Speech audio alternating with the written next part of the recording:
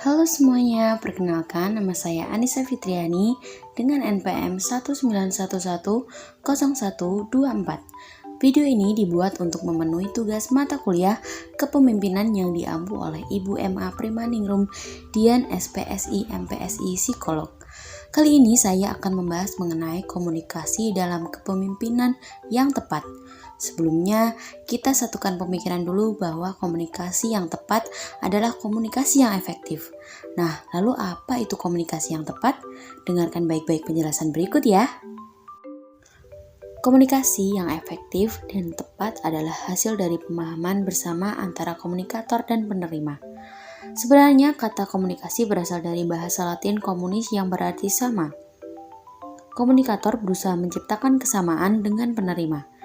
Dengan demikian dapat didefinisikan komunikasi adalah penyampaian informasi dan pengertian menggunakan tanda-tanda yang sama.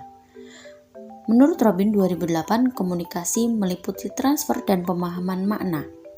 Jadi, komunikasi tidak sekedar transfer makna dari anggota-anggota organisasi, tetapi juga makna yang juga harus dimengerti oleh penerima pesan.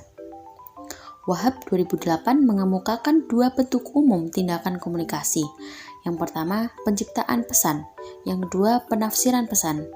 Yang pertama, menunjukkan berarti menempatkan sesuatu sehingga terpandang secara jelas dan berada dalam suatu posisi yang menyenangkan bagi pengamat tertentu. Yang kedua adalah perilaku penafsiran pesan. Apa yang kita pikirkan tidaklah menjadi persoalan. Bagaimana orang lain menafsirkan perilaku kita.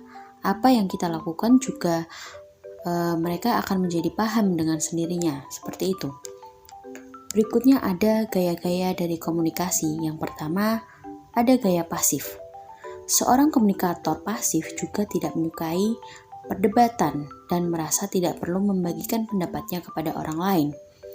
Beberapa dari ciri-ciri seorang komunikator yang pasif, misalnya kesulitan mengatakan tidak, kurang kontak mata saat berkomunikasi, dan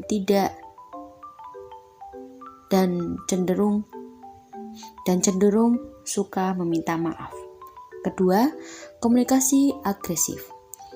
Gaya komunikasi yang satu ini berkebalikan dengan komunikasi pasif. Misalnya, karena seorang komunikator agresif cenderung mendominasi pembicaraan. Selain itu, ciri-ciri lain dari komunikator yang agresif adalah cara bicara yang mengintimidasi, suka menyuruh, serta tidak mampu mendengarkan pendapat orang lain.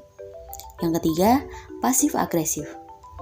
Gaya komunikasi yang satu ini merupakan gabungan dari jenis komunikasi pasif dan agresif. Jenis komunikator ini tampak pasif, tapi sebenarnya cukup agresif saat ingin mendapatkan keinginannya. Beberapa ciri-ciri orang yang menggunakan gaya komunikasi satu ini, antara lain sering menunjukkan wajah bahagia saat mereka kesal, hingga lebih memilih untuk diam. Yang keempat, ada komunikasi asertif. Komunikasi asertif sangat tegas dan dapat mengungkapkan kebutuhan, ide, dan perasaannya sendiri.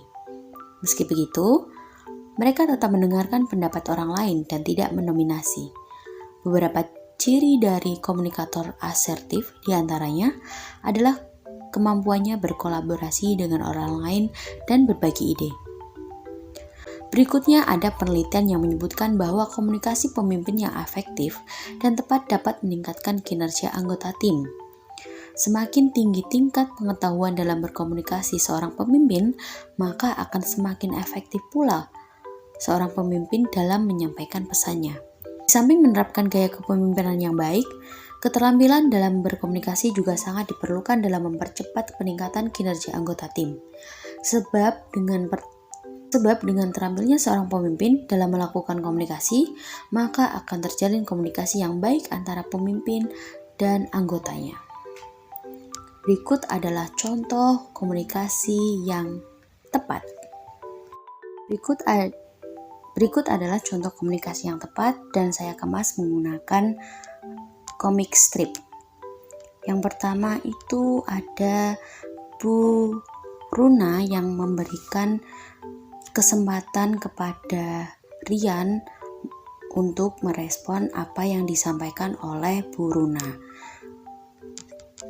Bisa dilihat percakapannya. Jadi seperti itu Rian. Adakah yang ingin ditanyakan? Itu tandanya Bu Runa memberikan kesempatan kepada penerima pesan untuk merespon. Nah, penerima pesannya adalah Rian. Rian juga menunjukkan bahwa kesopanan dalam berkomunikasi. Yang berikutnya, yang kedua itu Bu Rini menyapa Bu Rani.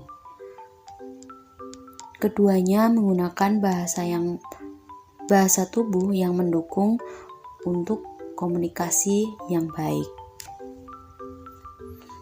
Bu Rini menyapa Bu Rani. Selamat pagi Ibu Rani, bagaimana kabarnya? Ibu Rani menjawab, syukur, baik. Ibu Rini bagaimana kabarnya? Seperti itu teman-teman. Di sini ada contoh komunikasi yang tidak tepat. Menggunakan comic strip seperti contoh sebelumnya. Di sini seorang wanita sebagai seorang pemimpin mengatakan, sudah ya, saya tidak mau tahu, saya mau siang ini selesai. Hal tersebut dinilai terlalu egois untuk seorang pemimpin karena fokus terhadap kepentingan pribadinya dan tidak mau mendengarkan pendapat dari karyawannya atau bawahannya. Yang berikutnya, yang bawah adalah seorang pemimpin yang memberikan kesan negatif atau memberikan kritikan yang terlalu menusuk hati seperti itu, atau larangan yang secara langsung gitu. Seperti berikut ini, jangan terlambat atau gaji kamu saya potong. Seperti itu dinilai terlalu belak-belakan dalam memberikan kesan, sehingga anak buah atau bawahannya terasa terintimidasi. Seperti itu teman-teman, contoh dari komunikasi yang tidak tepat. Berikutnya, apa yang membuat komunikasi tidak tepat atau tidak efektif? Menurut Ron Ludlow dan Fergus Bantom, ada hambatan yang memang menyebabkan komunikasi menjadi tidak tepat atau tidak efektif. Yang pertama itu ada status effect. Adanya perbedaan pengaruh status sosial yang dimiliki setiap manusia. Misalnya, karyawan dengan status sosialnya yang rendah harus tunduk dan patuh apapun perintah yang diberikan atasan. Maka karyawan tersebut tidak dapat atau takut mengemukakan aspirasinya atau pendapatnya. Yang kedua, semantic problem. Faktor semantik menyangkut bahasa yang dipergunakan komunikator sebagai alat untuk menyalurkan pikiran dan perasaan kepada komunikan. Yang ketiga, perceptual distortion. Perceptual distortion dapat disebabkan oleh perbedaan cara pandang yang sempit diri sendiri dan perbedaan cara berpikir serta cara mengerti yang sempit terhadap orang lain, sehingga dalam komunikasi terjadi perbedaan persepsi dan wawasan atau cara pandang antara satu dengan yang lainnya. Yang keempat, ada culture difference. Dalam suatu organisasi terdapat beberapa suku, ras, dan bahasa yang berbeda, sehingga ada beberapa kata-kata yang memiliki arti berbeda di tiap suku. Yang kelima, ada physical distraction. Hambatan ini disebabkan oleh gangguan lingkungan fisik terhadap proses berlangsungnya komunikasi. Contohnya, suara riuh orang-orang atau kebisingan, suara hujan atau petir, dan cahaya yang kurang jelas. Yang keenam, ada poor choice of communication channel. Adalah gangguan yang disebabkan oleh media yang dipergunakan dalam melancarkan komunikasi.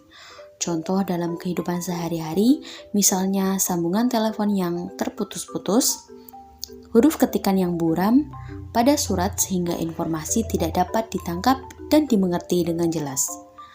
Yang ketujuh, no feedback. Hambatan tersebut adalah seorang sender mengirimkan pesan kepada receiver tetapi tidak ada respon dan tanggapan dari receiver. Maka yang terjadi adalah komunikasi satu arah yang sia-sia. Sekian penjelasan dari saya mengenai komunikasi yang tepat dan tidak tepat.